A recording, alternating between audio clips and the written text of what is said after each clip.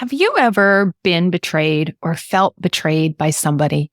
Well, today's guest on the podcast is going to help us unpack betrayal and how to overcome. My podcast guest is Dr. Debi Silber. She is the founder of PBT, which stands for Post-Betrayal Transformation Institute. And she's the founder of the National Forgiveness Day, which is celebrated annually every September 1st. And she's an award-winning speaker, a second-time #1 international best-selling author. Her podcast is called From Betrayal to Breakthrough, is globally ranked within the top 1.5% of podcasts. Her recent PhD study on how we experience betrayal made 3 groundbreaking discoveries that changes how long it takes to heal. In addition to being on Fox, CBS, The Dr. Oz Show, and having a TEDx talk twice, she's dedicated to helping people move past their betrayals as well as any other blocks that prevents them from health, work, relationships, confidence, and the happiness that they want. I should have kept a recording because after this podcast, Dr. Debi and I were talking about how one sees betrayal as this heavy thing. And I've been betrayed and I've had people betray me. She has as well. And she talks about her story in the podcast and how we come out the other side and we find it to be a joyful thing. So if you're looking to reframe betrayal from something that's heavy, negative, or maybe you're just in the throes of it and you're looking for ways to overcome and be joyful about not necessarily that you were betrayed, but that you're using this betrayal as a way to heal and rebuild your life, then you're going to find this podcast episode amazing because she gives 5 steps and 5 stages that we walk through when we are trying to heal betrayal. And she also talks about 3 categories of people that never heal and why. So please enjoy this podcast episode with Dr. Debi Silber. Welcome to the Health, Habits, and Epic Living podcast. I'm your host, Dr. Sherry Price. The goal of this podcast is to educate and enable empowered women to take the next step towards achieving their health, wellness, and lifestyle goals. Let's get started. Hello, Dr. Debi. I'm so excited that you have joined the podcast. Welcome to the show. And I just want to tell my listeners, we met at a networking event in San Diego and we connected. And I just really want to unpack your story here today. And I just want to first thank you for being here. Thank you so much. Looking forward to our conversation. Yeah. So when we met, I was just intrigued by all the things you've done, right? In your intro, I've talked about your TEDx talks, which were phenomenal, by the way, and we will link them here. But really how you became this founder of the Post-Betrayal Transformation Institute. And we had discussed about betrayal. What does that look like? So if you can take us and start us off the conversation today, talking about how you came upon this work and how you stumbled into it. Yeah. I don't think anybody says, I think I want to study betrayal. You study because you have to. I'm in business 33 years. It was health and then mindset and personal development. And then I had a really painful betrayal from my family. Thought I did everything I needed to do to heal from that. And then it happened a few years later.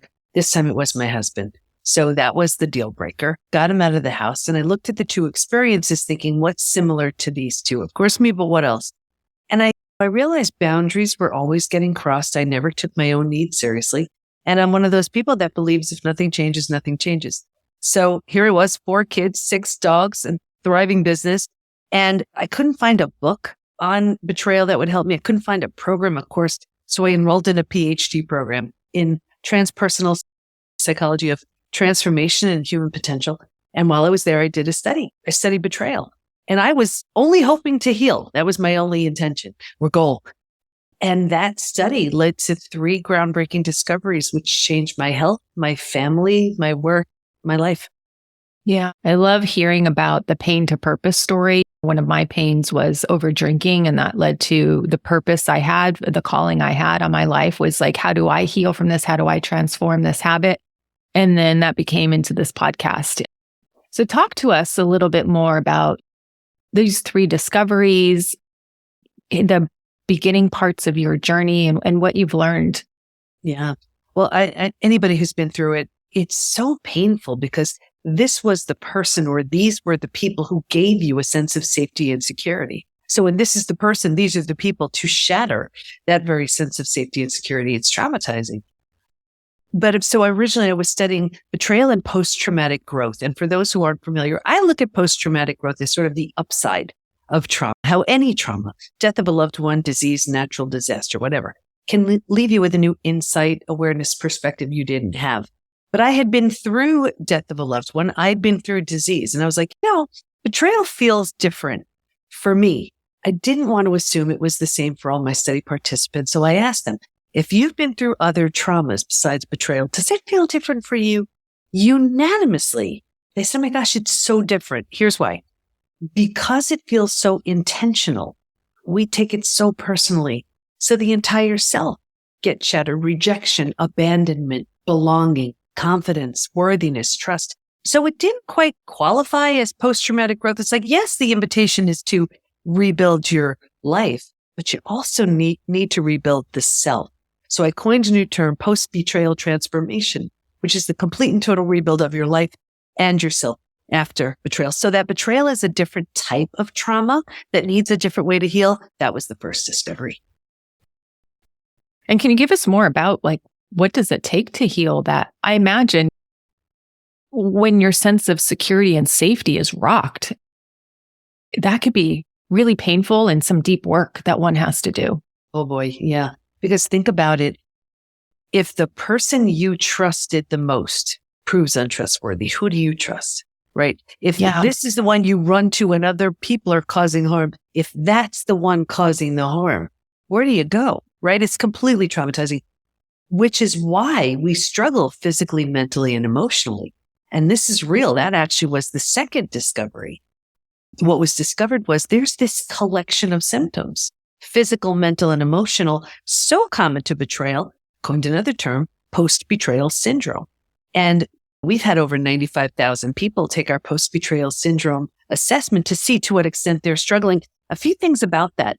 We've all heard time heals all wounds. I have the proof that when it comes to betrayal, that's not true. There's a question on the assessment that says, is there anything else you'd like to share? And people write things like, my betrayal happened 35 years ago. I'm unwilling to trust. My betrayal happened 15 years ago. Feels like it happened yesterday. So we know you cannot count on time. You cannot even count on a new relationship to heal it. Unless and until you deliberately and intentionally heal it, it will follow you around in your health, in your work, in your relationships. Every few months, though, I pull the stats from the quiz to see where people land. I'm happy to share them if you want to hear some. Yeah, absolutely. And I imagine as you get betrayed, you start betraying yourself, right? And you start falling into these unhealthy habits like drinking, overeating, overworking, all kinds of things because it happens in a particular spot. And that's what the third discovery talks about. But so these are, now imagine over 95,000 people, just about every country's represented. As I share these symptoms though, pay attention to these numbers because that's what I really want to stress. 78% constantly revisit their experience. 81% feel a loss of personal power. 80% are hypervigilant. Think about how exhausting that is. 94% deal with painful triggers. And if you've ever had triggers, you know how painful they are. These are the most common physical symptoms. 71% have low energy. 68% have sleep issues. 63% have extreme fatigue. You sleep all night, you wake up, you're exhausted, your adrenals have tanked. 47% have weight changes. So in the beginning, you can't hold food down. Later on, you're using food for comfort. 45% have digestive issues. And that could be anything. Crohn's, IBS, diverticulitis, constipation, diarrhea, you name it. The most common mental symptoms, 78% are overwhelmed. 70% are walking around in a state of disbelief. 64% are in shock. 62% can't concentrate. So just imagine you can't concentrate. You're exhausted. You have a gut issue. Now you have to raise your kids. Mm-hmm. Emotionally, 88% experience extreme sadness. 83% are very angry, and you can bounce back and forth between those two all day long. Just a couple more. 79% are stressed. Here's why I wrote trust again. This one killed me. 84% have an inability to trust. Think about how that impacts you. Mm-hmm. 67% prevent themselves from forming deep relationships because they're afraid of being hurt again. 82% find it hard to move forward. 90% want to move forward, but they don't know how. Now, first of all, you didn't hear me say one thing, 20%, 30%. These numbers are super high. They're also not necessarily from a recent betrayal. So think about this. This could be from the parent who did something awful when you were a kid.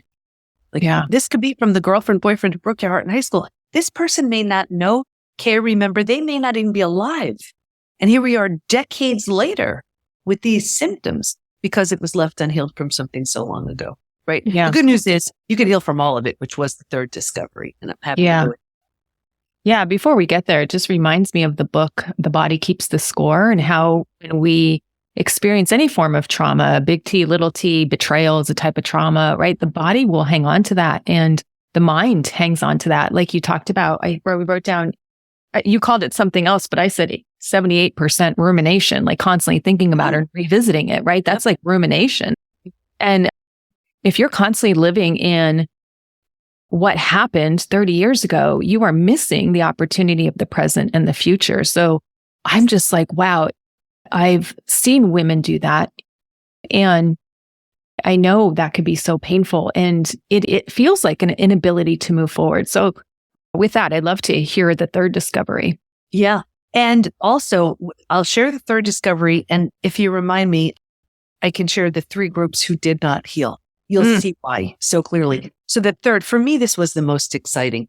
And what was discovered was while we can stay stuck for years, decades, a lifetime, and so many people do, if we're going to fully heal, and by fully heal, I mean going from those symptoms of post-betrayal syndrome to that completely rebuilt place of post-betrayal transformation, we're going to go through 5 proven predictable stages.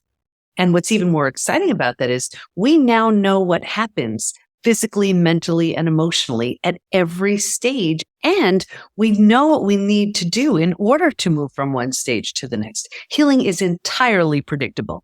And I'm happy to share the stages if you want to hear them. So stage 1, and I mean, it's all mapped out and trusting, and it's all we do within the PBT Institute. That's what our coaches are certified in. Here's a boiled down version. Stage 1, this is before it happens. And if you can imagine 4 legs of a table, the 4 legs being physical, mental, emotional, and spiritual, what I saw with everybody, me too, was a heavy lean on the physical and the mental thinking and doing. We're so good at that, right? And neglecting or ignoring the emotional and the spiritual feeling and being. Well, if a table only has 2 legs, it's easy for that table to topple over. That's us. Stage 2, shock, trauma, D-Day, discovery day. This is the scariest out of all of the stages. And here's where you get the news that forever changes your life, right? This is the breakdown of the body, the mind, and the worldview. So right here, you've ignited the stress response. You're now headed for every single stress-related symptom, illness, condition, disease. Your mind is in a complete state of chaos and overwhelm. You cannot wrap your mind around what you just learned. It makes no sense. And your worldview has just been shattered. Your worldview is your mental model, the rules that govern you. Trust this person. These are the rules. Mm-hmm. Don't go there, right? And in one earth-shattering moment or series of moments, every rule you've been holding to be real and true is no longer. The bottom has bottomed out on you and a new bottom hasn't been formed yet. This is terrifying, right? Mm-hmm. But think about it. If the bottom were to bottom out on you, what would you do? You grab hold of anything or anyone in order to stay safe and stay alive. That's stage 3. Survival instincts emerge. This is the most practical out of all of the stages. I bet a lot of your patients' clients are in this stage right here. If you can't help me, get out of my way. How do I survive this experience? Where do I go? Who can I trust? Here's the trap though. Stage 3, by far, hands down, is the most common place we get stuck. And here's why. Once we've figured out how to survive our experience, because it feels so much better than the shock and trauma of where we just came from, we think it's good. We're like, okay, I got this. And because we don't know there's anywhere else to go, we don't know there's a stage 4 or stage 5. Transformation doesn't even begin until stage 4. But because we don't know there's anywhere else to go, we plant roots here. We park here. We're not supposed to, but we don't know that. And then four things happen. Like I'm sure you're picturing so many people in your mind right now. The first thing is we start getting all those small self benefits, right? We get our story. We love our story. We get to be right. We get sympathy from everyone we tell our story to. And on some level, we're in so much pain that feels good. So we take it. And so we stay. And now, because we're here longer than we should be, now the mind starts doing things like, maybe you're not that great. Maybe you deserve to, maybe that. And so we plant deeper roots. And now because we're here longer than we should be, like energy attracts like energy, right? This is the message you're putting out. So now we start attracting people and circumstances and even new relationships to confirm this is where we belong. Like here's where we join that lame support group and we will actually sabotage our healing because we don't want to outgrow our people, right? Mm-hmm, mm-hmm. Here's where we're healing, but we're afraid to outgrow our betrayer.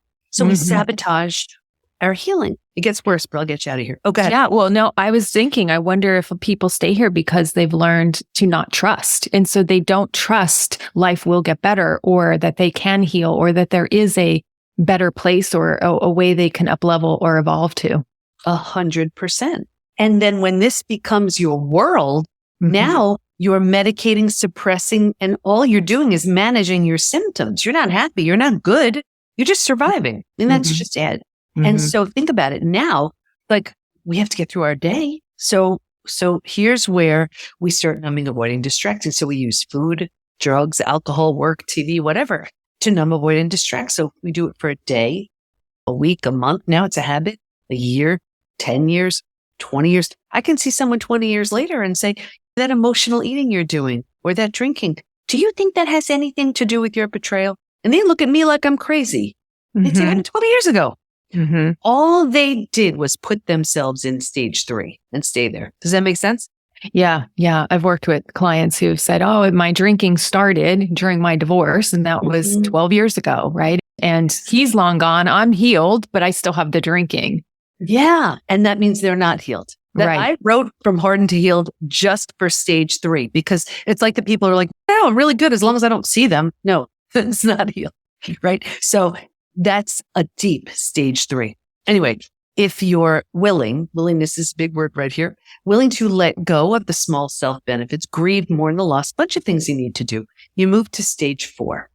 Stage 4 is finding and adjusting to a new normal.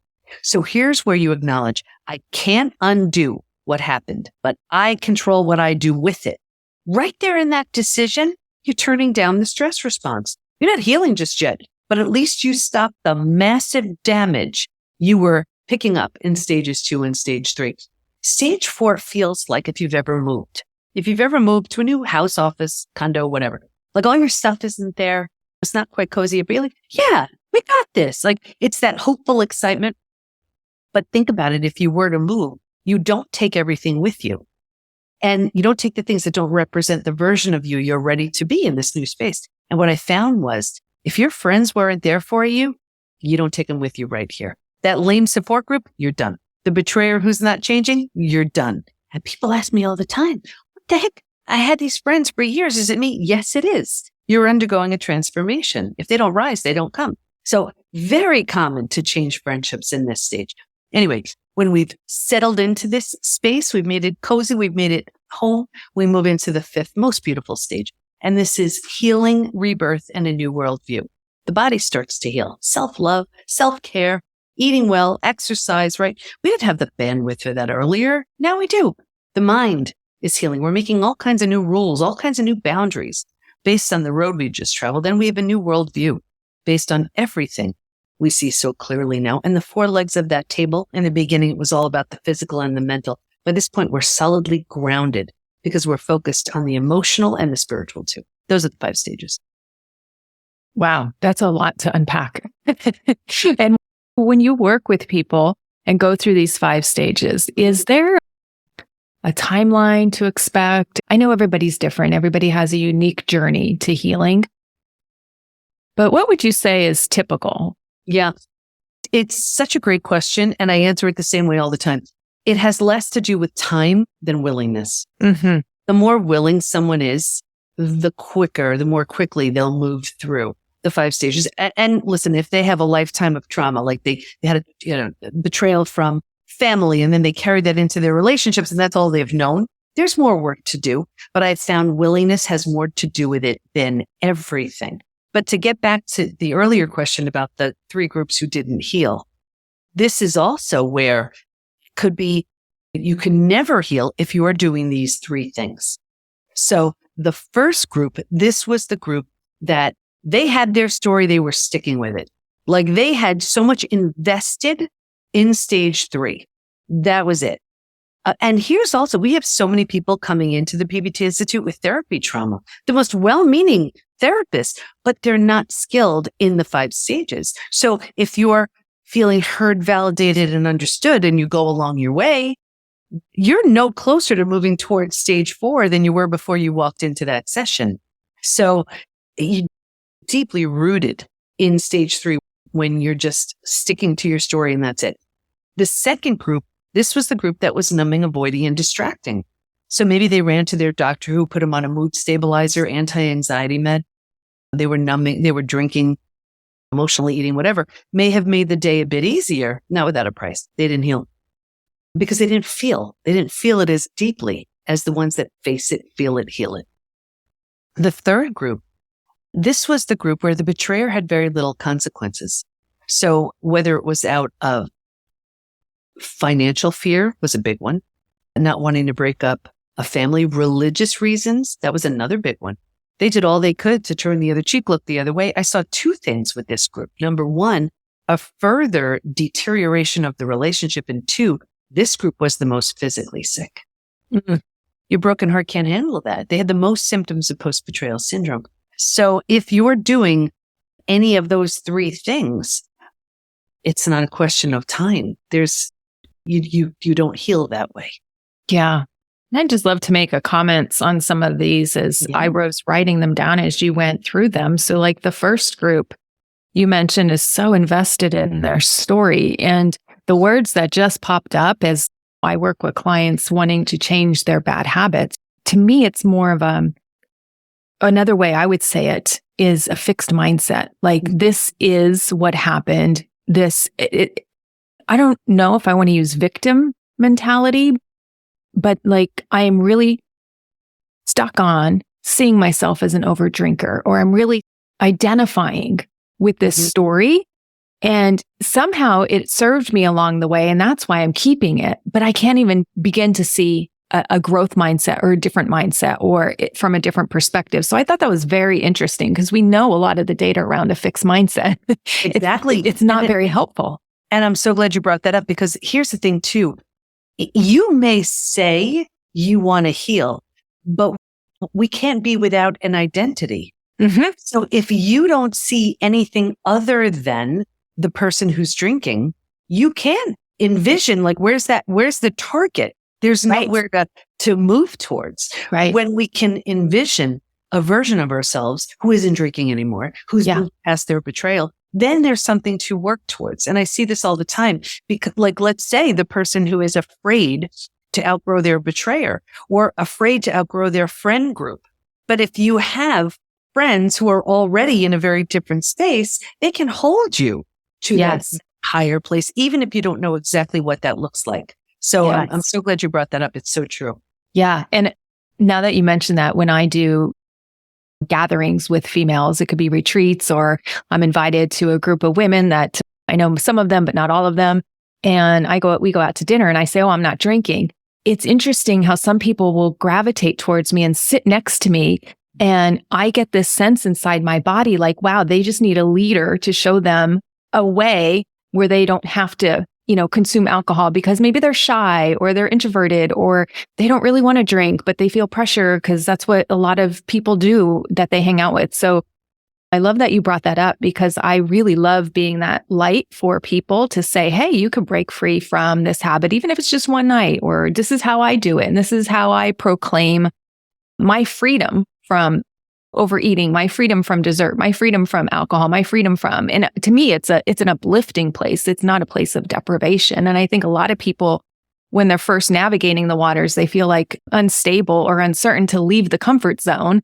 Yeah. And so there is some fear with that. And it could feel like deprivation, but I like that fixed mindset looks at it as deprivation. But, once you get into that growth mindset, it's like, oh no, wait, this is my freedom. My chains are coming off. Yeah. I love that you brought that up. And I remember before I had the confidence to do that, I'll never forget, I was with a bunch of friends and they were always commenting on how I would eat because I was eating pretty healthy.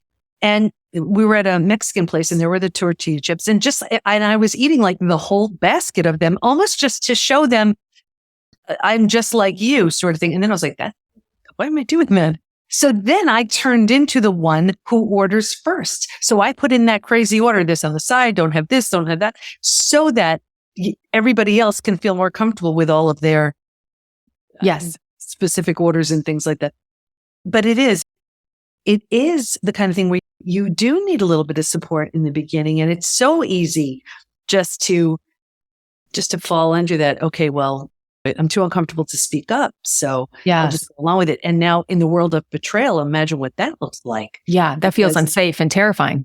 Of course, especially it's like, wait a second. Well, a lot of times the betrayed protects the betrayer at their own expense. Everybody loves the betrayer. So they'll sort of take the hit or they won't say anything. They don't get the support they need. They struggle and suffer in silence. And meanwhile, they're struggling with all those symptoms of post-betrayal syndrome.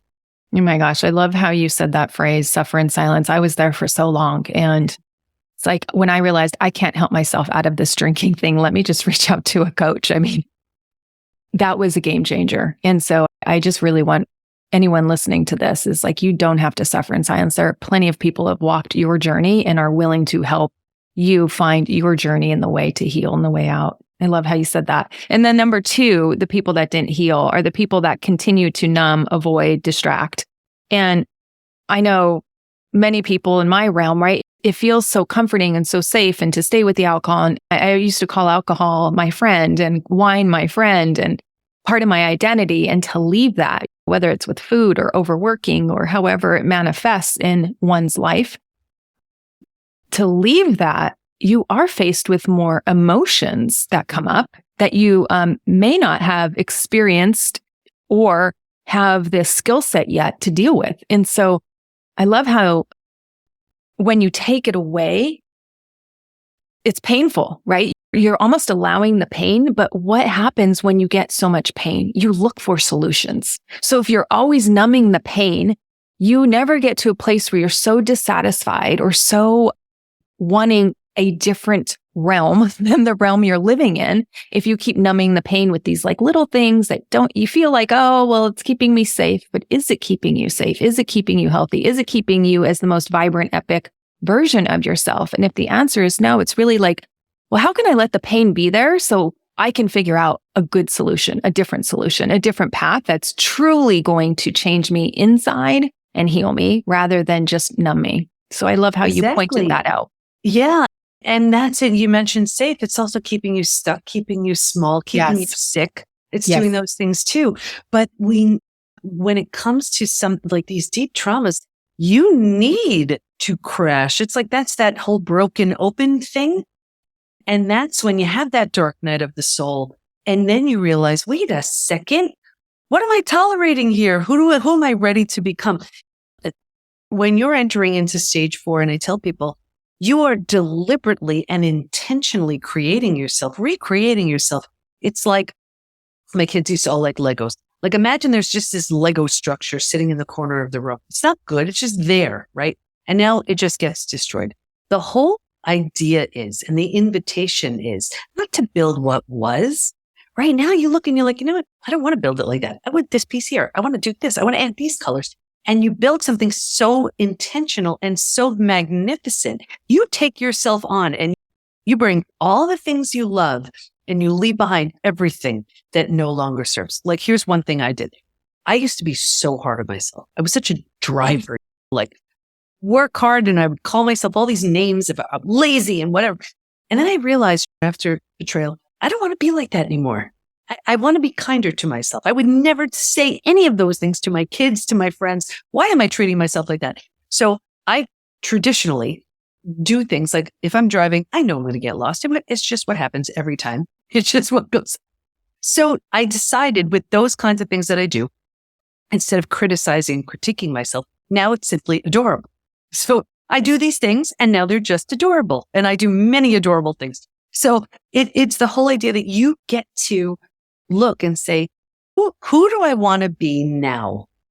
And you create this version of yourself that wouldn't have existed had that experience not happened. That's trauma well served. That's beautiful. I love the visual of the Legos. My daughter was a big Lego builder as well, and they're still all over the house. But it is an image that we can tear down that and build it anytime we want. And we'll probably go through that process a couple of times in our life, or more than a couple of times, right? Several times during our life. And it may be because of betrayal, or it may be because of we're just sick and tired of being this version of ourselves. And it feels better to be this version, a healthier version, or a more secure, confident version, or a more feminine version, or I'm not going to let society define success in that way because that doesn't feel good to me. That doesn't feel like success. That feels like trappings. And so being able to say, oh, I know people use the new year as like a new start, but you can really rebuild or reconstruct those Legos anytime you want. And I love the story that you're like, this is not a bad thing. This is something that I get to do because it honors who I want to be and where I'm going. And pulling away those labels and being so hard on ourselves. Exactly. And rebuilding is always a choice, whether you rebuild yourself and move along. That's what I did with my family. It wasn't an option to rebuild with them. Or if the situation lends itself, if you're willing, if you want to, you rebuild something from the ground up, entirely brand spanking new with the person who hurt you. And that's what I did with my husband. Not long ago, as two totally transformed people, we married each other again. New rings, new vows, new dress, and our 4 kids is our bridal party. Never in a billion years would I have done anything like that if I wasn't totally transformed, and for sure if he wasn't either. But when there's a complete and utter death and destruction of the old, that's when you have the opportunity to birth something entirely new, entirely. What a story you have. What a transformation that has led to in your life. And I can tell you, I've lost loved ones. I've been in the ICU for 11 days. Nothing for me was as hard as rebuilding a brand new relationship with my husband. That was, you take on everything. You take on your ego. You take on every questioning. Why am I doing this? What example am I setting for my kids? What am I showing them? And it's interesting because I used to be that woman who would judge other women for rebuilding something. And I don't know what it looks like to where there's no consequences and you're together again. I couldn't physically, mentally, and emotionally do that. But what's required in order to truly have something new, I've never done work like that ever. And just to give a flavor as we wrapping up here, what's an important part of that process of stage 5 rebuilding? Forgiveness. And I know it's a very heavily charged word. It plays a huge role. You're not ready for anything even close to that early on. So reach for acceptance first. And I remember reading a study that said, if you feel safe and valued and you forgive, you feel better. If you do not feel safe and valued and you forgive, you feel worse. And I thought, well, forgiving is just for our sake anyway, to release the power that pain has over us. So I changed the word. What would it look like if we changed the word forgive to rebuild? And it would sound like this. If you feel safe and valued and you rebuild, you feel better. If you do not feel safe and valued and you rebuild, you feel worse. So forgiveness is something we want to do for ourselves. Rebuilding has a tremendous amount to do with the other person as well. We don't have to do anything. But when it comes to rebuilding, that has so much to do with them. Can I give you a quick analogy of a metaphor of what this looks like? Okay. Yes, please. So I see a lot of this. Like I see rebuilding trust as a brick wall. The only way I know of a brick wall being built is brick by brick, right? Every opportunity someone has to show that they're trustworthy, that's one brick in that brick wall. It takes a long time. Now imagine one day they smash down the entire thing. The person who's betrayed can look at the rubble of bricks and say, I don't have the least bit of interest in watching that thing get rebuilt. Totally fine. You walk away. However, if the betrayed person says, I'll stick around to watch that get rebuilt, that's their only job. The other person has to be a really good bricklayer. And it goes back up the same way it went up the first time, brick by brick. Here's what I see though. I see the brick wall go up, get torn down. The betrayer doesn't have much of an interest in rebuilding it. So the betrayed is like, fine, I'll do it. No, that's not your job. That's why they're hypervigilant. That's why they don't trust. That's why they have all those symptoms. It's not theirs to do. Rebuilding has a tremendous amount to do with the person who broke the brick wall. And can you touch upon safety? Because I feel safety comes up whether people recognize it at first, maybe not. But as I'm coaching clients and working with them, when you start to remove something that they leaned on for safety, and I'm using food and alcohol a lot because those are the clients I help mostly. How do you help them find that safety again when they feel so untethered and unsafe? What I found to be the simplest route is lean on the 5 stages until you can lean back on yourself. Because they do lack the trust completely. That was actually why there was a big move towards spirituality too. And I was like, what? I was seeing that with everybody. And I was like, what's up with that? Whether it was some of them abandoned religion completely. They felt religion didn't serve. They moved towards the spiritual side of their religion. They weren't doing much and became spiritual. I was like, why is that? Actually, 2 things. One, they needed a sense of connection with something bigger other than them. And the second thing was, this was the person they trusted the most who proved untrustworthy. So then the ripple effect of that is, well, I can't trust the person I trust the most. I trust in myself. I don't trust my own discernment. I don't trust my own ability to make decisions. Well, if I can't trust myself, how in the world can I trust this person or that person? I can trust in something bigger or other than me. So you lean on the spiritual piece or the spiritual side of your religion, whatever. And I found with the people that I come across my path, lean into the 5 stages and trust in the 5 stages until you can trust in yourself again. Yeah. And I like how you mentioned connection, because the TED Talk about any type of addiction is a disconnect from oneself, a disconnect from others, and then just holding on to something that we think is providing us some level of benefit, but ultimately we know it's not. And it's just further disconnection with ourselves, our emotions, spirituality. We want to disconnect sometimes from those painful ruminating thoughts, but that further just drives down the whole spiral process into a negative place. So I love that you brought in that connection piece, whether they find it internally, spiritually, however they navigate that connection back to themselves, where they learn to begin to trust themselves. And when you trust yourselves, and when you trust yourself, slowly working to trusting others. Beautifully stated. Well, Dr. Debi, is there anything else you want to leave with our audience as we wrap up? I would just say, if you have to say this 100 million times, it's worth it until you believe it. Even though it happened to you, it's not about you. And that's the truth. If someone does have an addiction, let's say you're in a relationship with someone who has some sort of addiction, of course, the relationship is struggling and you're struggling with that person's addiction, but you don't take it personally, as opposed to when it's another, you do. So, but it really has nothing to do with you. It's that person's unhealed trauma, that person's sense of entitlement, that person's issues, and not making an excuse at all. They need to do the work to clean that up, but it has nothing to do with you. That's powerful.